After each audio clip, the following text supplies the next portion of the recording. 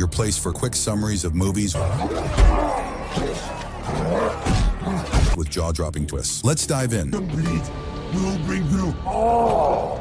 The story begins in an ancient time where humans and other creatures, called orcs, coexist. Wars erupted between them, devastating the land and claiming countless lives on both sides. These wars lasted for a long time, but eventually ended in peace. However, now both sides face a new, mysterious danger, known as the Fel, or green magic. The catastrophe lies in the fact that this magic has affected both sides, causing strange and significant changes in them, turning them into savages. The one narrating this story is Duratan, the leader of an orc tribe, who now feels guilty for bringing his tribe into this danger, unaware of the consequences. At the same time, his wife Draka, heavily pregnant in her last months, is by his side. He tells her to hide her pregnancy because they must travel to a new war. The next morning, all the orc tribes gather to prepare for war. Duratan speaks with his friend Orgrim, telling him that all the orc tribes are ready and equipped with massive forces. Orgrim responds, saying it looks like a war of annihilation. Then we see Gul'dan, the terrifying creature who is their leader and the source of the green magic. He gathers them all to deliver a speech, explaining that the fuel for his magic comes from the souls of living humans. Therefore, they will invade new lands and take all the souls there. He announces that they now have enough souls to give them the strength needed for this new war. Suddenly, a green light appears, extracting the souls of people trapped in cages, forming a massive portal between the mountains using the power of these souls. Gul'dan orders everyone to pass through it. The orcs rush toward the portal, and when it is Duratan and his pregnant wife's turn, he enters first, followed by her. However, she experiences immense pain as she crosses to the other side, revealing her pregnancy to everyone. Duratan runs to her, but Gul'dan's assistant, Blackhand, stops him, scolding him for bringing his pregnant wife. At the same time, Draka goes into labor, and Gul'dan himself assists her. She gives birth to a boy, but unfortunately, the baby is stillborn due to the magic's energy they cross through. Gul'dan takes the child and uses the soul of a deer wandering nearby to restore the baby's life. Everyone rejoices, and Gul'dan declares that a new warrior has joined their army. The scene shifts to a distant city where a strong warrior named Lothar is at a weaponsmith's shop. The smith offers him a new weapon resembling a gun, but firing explosives instead of bullets, capable of destroying anything in its path. Lothar takes the weapon to examine it. At that moment, they receive a message from the city's king, informing them that their cities are under attack, and their people and soldiers guarding the borders are being killed. Lothar realizes he must return to the capital to fulfill his duty in the army. He goes to investigate the dead soldiers and learns that an entire squad was killed in a strange and brutal manner. Even stranger, they detained a man who was examining the corpses. Lothar goes to interrogate him and discovers a peculiar mark on the man's armor, identifying him as a mage. The mage casts a spell to protect himself and requests a chance to examine the last corpse, claiming it holds the secret to identifying who attacked the soldiers. Lothar agrees, and as the mage examines the body, green smoke suddenly emerges from it. The mage insists they must immediately summon the guardian Medivh, but Lothar tells him only the king can summon the guardian. They head to the capital to inform the king. At the king's palace, the king questions his advisors about the gruesome deaths and the abductions of survivors. The mage named Khadgar explains that the secret lies in the green magic, shocking everyone. He reveals that he is a mage trained by a powerful master and came here because he sensed the presence of evil that threatens to destroy everything. He urges them to summon the guardian Medivh immediately to save them. While they are talking, a nearby city is attacked and set ablaze by the enemy. The king orders Lothar to go to the guardian and gives him the royal ring as a sign of authority. Lothar takes Khadgar with him, and they use one of the king's giant birds to travel quickly. Meanwhile, Gul'dan and his forces finish conquering a new city, capturing its inhabitants to harvest their souls. Duratan, however, is unhappy with these actions, seeing them as dishonorable and destructive. At the same time, Lothar and Khadgar arrive at the Guardian's fortress and meet Moroes, the Guardian's assistant, who takes them to meet Medivh. Khadgar marvels at the fortress's size and its vast library of books. Inside, they find Medivh sculpting a massive clay statue, which he plans to animate with magic and name Golem. Lothar delivers the king's message, urging Medivh to come to the